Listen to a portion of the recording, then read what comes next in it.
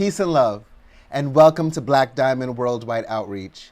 Today we are looking into the future as it is the second week of our holiday shopping list or Christmas shopping list or New Year's shopping list. It doesn't matter. Like I said last week, I celebrate Christmas, but I know that between now and January, there are several religions and several customs that celebrate some kind of holiday in this time of year. There are about 14 holidays spread across the world. But as we look forward to the future, we must get excited about it. But we must always remember to stay in the now, to stay in the present moment. So before we get into our topic for today, our motivational message for today, I just wanted to thank everyone for their birthday wishes. As you know, my last year in my 30s officially began on the 11th. And I'm just so excited that I was able to share that last week with great company, great food, and of course, great laughs. I am just so lucky to have so much love in my life. And also, Black Diamond Worldwide Outreach celebrated our 1-year anniversary. I thank you all for your donations throughout the year and from this week. And if you still want to send a birthday gift, you're absolutely welcome to do that. You can give $1, $10, $100, or $1,000, anything that you can give. It does not matter. But again, I just want to thank everyone for my birthday wishes and for wishing Black Diamond Worldwide Outreach a happy first anniversary. And it's great to look forward because, now I'm looking into my 40th year and what I'm going to do, where I'm going to go, how I'm going to celebrate. But I have to also remember what I am talking about today. Looking forward to the future, getting excited about the future, but staying present in the now. So let's affirm. Put your fist in the air and affirm with me. I am excited for my future. I am with a big smile on your face, with expectation in your heart. I am excited for my future. And I love my now. I love my now. How wonderful is this affirmation, right? Looking forward to the future, because we have to love the now. That is what is most important, right? We have to love what we're going through now, who we are now, what we're seeing now, what we're doing now in order to get to the next step. It's just like playing any video game, right? Even the most simplest video games, you have to pass that level first before you can move on to something great and wonderful. And it is also important as we think about the holiday season, right? As we think about the new year, people make New Year's resolutions. And this is almost like what our holiday shopping list is about. Holiday shopping list, Christmas shopping list, 2022 shopping list, right? So what the shopping list is that you write stuff down. I remember doing this with Reverend Evelyn John when I was going to the church in Brooklyn. And she would say, listen, you can get from a pin to an airplane. Whatever you desire, whatever you want, whatever you need, write it down. Now, Now, so many people think about this and they say, what is the point? Well, in order for us to get to a certain place in life, in order for us to fulfill our dreams, we got to know what they are. Not only do we have to speak them, but it's good to write them down. Because when we write them down and we see them, we go over it in our mind. We're able to change words. We're able to change consciousness. We're able to look at it and say, everything is doable, but is this what we really want to accomplish? Is this what we really want to have in our lives? So I want you to make a list of all the things that you desire, not only for 2022, but further on, 5 years down the road, 10 years down the road. It's almost like a vision board, but you're literally making a list of everything that you want. Whether, again, it's from a pin to an airplane, a new relationship, a new job, a new car, a new house, whatever you desire, write it down. And then the first week and you can email it to me or you can do this yourself. We will have our Burning Bowl service. Now, Burning Bowl service to me is the most important service of the year because it's sending our desires out. Now, here's the thing. I have heard people doing Burning Bowl two different ways, right? And here's what I think about it. And you can respond to me on Facebook, send me a DM, whatever, however you want to respond. Let's talk about this. Because there are so many people that they have negative issues in their life and they want to release, right? This is the month of renunciation. We're going to talk about that in a second. Letting go, releasing, right? So they write down the things that they do not want in their life, and then they set it on fire, right? And they say they are burning it out of their lives. But here's the thing with situations. They become a part of us. They become who we are. So I feel that when we set these things on fire, it's not really doing much for anything because it becomes a part of who we are. And also, smoke has a very difficult time of dissipating into the air, right? When you see smoke in the air, right? I mean, just think about secondhand smoke. They talk about cigarettes and tobacco and things like that, right? How they stay in fabrics, how they stay in the air. You can have secondhand and third-hand smoke, right? So it's these molecules, it's these particles that stay with us. So that is why I believe in the power of the Burning Bowl service as writing down our desires and putting them in the air. Because I believe that this metaphor, whatever you want to call it, this desire that we're giving birth to, this desire that is going up into the air, right, is now filling the molecules of the planet, filling the molecules of the universe, and bringing to us what we desire. But here's the thing. It is only a symbol. It is only a symbol. We still have to do the work. So as you're writing your holiday shopping list, as you're writing what you want to see for 2022 and beyond, you also have to see the work that you have to do, the time you have to put in, the money you have to spend, the places you have to go. You are always a part of the equation. Let's talk about renunciation because that is also what it is, right? Renunciation, Webster's defines the word renounce as to give up, refuse, or resign, usually by formal declaration. So that is what the affirmations are for, right? For the rest of this month, we're going to be using these affirmations to get the negation out of our lives, right? So we have to make that formal declaration. It goes on to define renounce as to refuse to follow or obey or recognize any further, to repudiate, right? This word obey, am I getting to that? No, not yet. We're going to get to the word obey in a second because I have a huge problem with that word, right? So when we talk about renunciation, we're talking about letting go, releasing. In the New York, New Jersey area, right, we are going through fall. And it's so wonderful how the trees, remember I always take my cue from nature, the trees remind us how wonderful it is to let go. The trees just let go of it. They change color. They let go. That is us sometimes. The things that we have to let go of, sometimes it changes our chemistry. It changes our thought pattern, changes our consciousness, changes our fears, changes our situations until we eventually have to let go.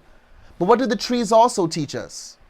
That even during the fall, even during the winter months when all the leaves are off and the trees are just bare, it still stands firm.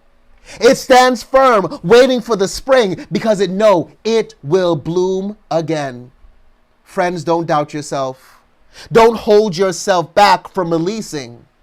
Because just like the trees, you will bloom again. There will be more for you to accomplish, to have, and to be. But you got to let go of the things that are holding you back. Put your fist in the air and fight those things out. Come on. I refuse to doubt myself. I refuse to doubt myself. I refuse to hold myself back. I only recognize a good and fulfilling life. Let's talk about this word obey. Because, I mean, we're only talking about relationships. We'll talk about that in February, where people think that they have to obey their husband and wife. That's slavery. That's not a relationship, right? Let's talk about that. But also obeying. The question I ask for you is, what do you obey in your life, if anything? What thoughts are you obeying? What joy are you obeying? What life are you obeying? What negation are you obeying? I think about Stockholm Syndrome. So Stockholm Syndrome, there's this human trafficking thing going on in the world. And Stockholm Syndrome is where the captor falls in love with their kidnapper, the person that's holding them ransom or whatever it is, right? And so they form an attachment to that person, right? And when I think about it, I think that because of this emotional response, right, a lot of us start to obey our fear. Fear, doubt, lack, limitation, sickness, incidents, experiences in our lives have become so strong in our existence that it holds us hostage. And the emotional response that we have, sometimes it's depression, but there's sometimes where people just accept the negation, they accept the failure, they accept the incidents that happen in their lives, and they fall in love with it. They just barely get by when they should really be thriving. They learn to obey the negation, learn to obey the negative things in life, the feelings, the negative feelings that come up with that life, and they get a Stockholm Syndrome for these things. They live their lives in love with the fear. And the thing is that a lot of people don't want to renounce that behavior or renounce the people and places and things and situations in their lives because they don't know who they would be without it. People have held on to fear and experience and incidents for so long, whether it's whatever it is, a car accident, a failed relationship, right? They hold on to it so long, they almost become in love with it. They develop a Stockholm Syndrome for these things. Imagine your life without the crutch of the incident that is holding you back. Imagine your life without the crutch of the experience. Will you recognize yourself? Right? So as we're visioning for the new year, you have to fix who you are now. Are you, as you're writing your desires down, as you're working towards your desires, do you still have hang-ups that are holding you back? Do you still have habits that need to be broken? Remember that you are always evolving. Don't be scared to evolve, but part of evolving is releasing and letting go. Affirm with me, I am always evolving. Habits can be broken. A good life is here for me to live. A good life is here for me to live. Friends, we have to create a balance between past, present, and future, right? First of all time is now. So we have to exist in the now. But we also have to remember that we're bringing our past with us. Every experience that we have, right? It made us who we are. Whether feelings that come up were of fear, guilt, resent, let's look at them now as them being a lesson. Whatever feelings you had, whatever people thought about the feelings that you had, or whatever you thought about the people having thoughts, it doesn't matter now. It's a lesson. What is the lesson to you? I can't tell you what your lesson is from any situation, right? I might as well just read your horoscope on from the newspaper. You have to make the decision how you're going to let the past affect your present. When we look at the future is where and who you want to be. And people look at that with anxiety, with fear, with nervousness. How will I get there? What will I have to do, right? But it all begins in the now. Now, here's the thing, right? Here's why I'm not so soul. Here's why I do Burning Bull as the desires that I want to experience in my life rather than the things that I want to take out of my life. Because here it is. Here's my question to you, and this is a question I had to ask myself. Do I aim to forget the past like it never happened? Or do I search for healing, forever shaped and changed by the experience? I feel that when people just say, I'm not thinking about that, they're kind of fooling themselves. You have to work through these situations. Pretending that it doesn't exist, pretending that you're healed, pretending that it doesn't matter to you anymore is not going to do anything for you, for the situation, for your dreams, for your goals, for the new year, for your affirmations, for your shopping list. It's not going to do anything. So I believe that some part of each experience, some part of every incident will always be there with us. The question is, how will we deal? How will you deal with the experience? You have to create a balance in your life. And the balance really is staying in the now. I was thinking about that this week, what I wanted to do for my 40th, right? And everybody's telling me, oh, you should do this, you should do that, you should do that. And you know what I did especially on my birthday, that actual day?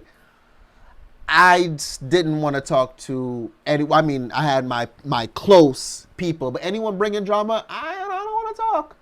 I'm busy enjoying my birthday. I'm busy staying in the now. And that is where the joy is. That is where the beauty is, because all of these things, whether you're thinking past, they affect who you are now. If you're not dealing with it, it's affecting who you are now. You're looking at the future, it's affecting what you do now, the things that you read, the classes you take, the people you interact with, that is leading towards your future. The balance comes in when we realize that, you know what? The future is always going to be there. The past is always going to be a part of you. But I have balance in my life now. I have balance in my mind now. I have balance in my body right here and right now. Fist in the air, affirm with me. There is balance in my life. I always love my now. This moment. Wherever you are, whatever the situation, whatever you have to do in your life, love the now. Love the moment that you're in. Because when you do, all negation falls away. It has no power over you. Once you begin to renounce these things in your life, it has no power over you. And that leads me into the prayer of serenity. I love this. They do it at like AA meetings and like therapy and things like that, but it can work for us today. First of all, serenity is marked by or suggestive of utter calm and unruffled repose, right? So it means that whatever happens, nothing can ruffle your feathers, right? Nothing can keep you away from the success that God has in store for you.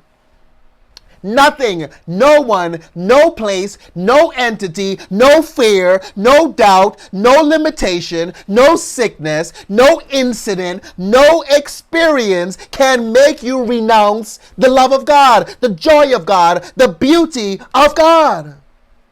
We will be so strong in this power of God that the only thing to renounce is negation, that fear, that doubt, that worry, all those negative experiences. We will be so strong of mind that when those things come up, it will be like putting as they say, a round peg in a square hole, or a square peg in a round hole, right? It doesn't fit. It doesn't work. It will never become a part of us. Friends, I believe that we are that strong. The prayer of serenity reminds us that we have the serenity to accept the things that we cannot change, the courage to change the things we can, and the wisdom to know the difference, that balance to know the difference. Anything that brings you sadness has to go. It tips the scale. So as you release now, as you save your energy to fight for your peace of mind, you know that your peace of mind, your love, your joy is too good to waste. It's too good to waste on situations that do not profit your soul, your spirit.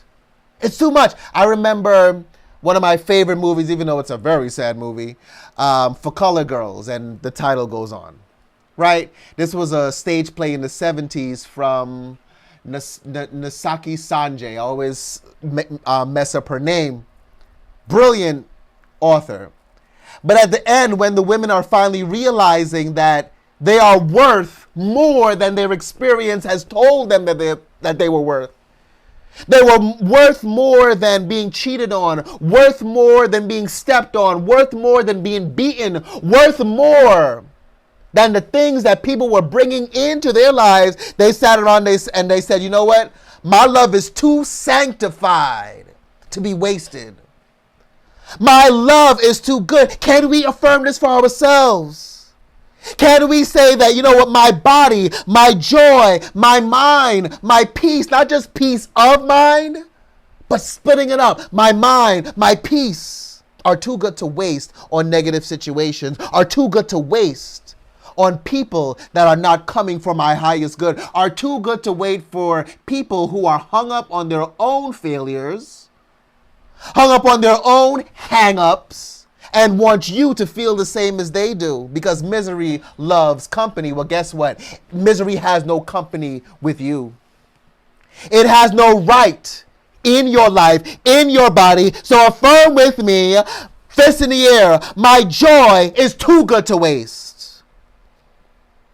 My love is too good to waste.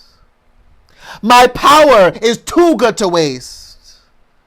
My mind is too good to waste. My peace is too good to waste. So stop wasting it on people that don't give a gosh darn about you and your feelings. And really, you can't expect people to care about your feelings. You're the only one that knows what you're going through. You're the only one that knows what the true feelings are. How many times have we smiled at people and said, oh, I love it. People ask us, what do you think? Oh, I love it. And this time we're like, oh, child. We don't want to hurt people's feelings, or we don't want to end up in a fight, or whatever the case may be. Your love is too good to waste. Friends, the last point I want to leave with you is, we had a fun thing when we would do our Christmas shopping list back in the day. And I would encourage each and every one of you to do the same. This is our second week. We have 5 more weeks to go. Create positive adjectives for yourself. So we all wore name tags, right? On an index card or whatever it is.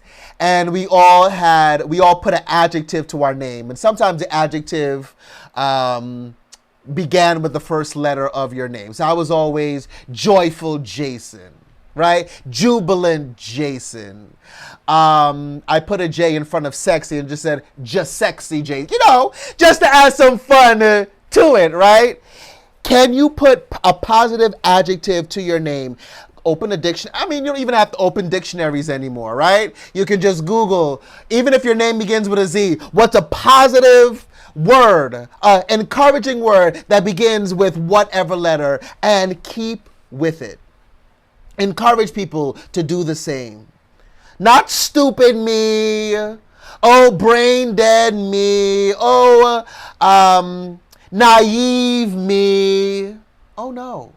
We're renouncing those behaviors right here and right now. Smart me, loving me, I am, and you fill in the adjective.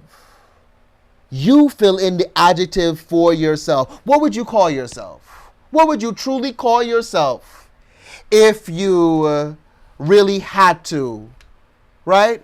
What would you call yourself today? Find a positive attitude. Find a positive adjective, I should say, and name it for yourself. Apparently, I do not have my Christmas shopping list with me. It is nowhere on my desk here. So that's how we were supposed to end, but I don't have it. So I encourage each and every one of you to go on line to our website, blackdiamondworldwide.org, right? And you can go to the holiday shopping list. And there is an affirmation on there. I remember one affirmation on there. It is, I am fulfilled. So friends, as you, and you have, again, this is the second week. We're doing this until Christmas, right? Type it out. I like to type stuff out. I never like to do that, especially like when I'm writing plays or something like that. I used to always like to write it down, but then I'm like, no, let me do it on the computer because then you can change. When you look at your list, you can say, you know what? I want this, but let's add on. Or I do want this, but I can take off some things, right? It's about what you're seeing. Write down what you want, use what you want, and know that you are fulfilled right here and right now. Last affirmation today, fist in the air, top of your lungs. I am fulfilled right here and right now. I am fulfilled right here and right now. Friends, it's exciting to think about what the new year can bring to us. It's exciting to think about what all our hard work is going to do when it pays off. But don't forget to enjoy the now. Don't forget to enjoy your people. Don't forget to enjoy you. How wonderful you are, how smart you are, how beautiful you are. Don't forget to enjoy the moment that you know your true self. It's a self of greatness, a self of beauty, a self of greatness. I love you. Be blessed.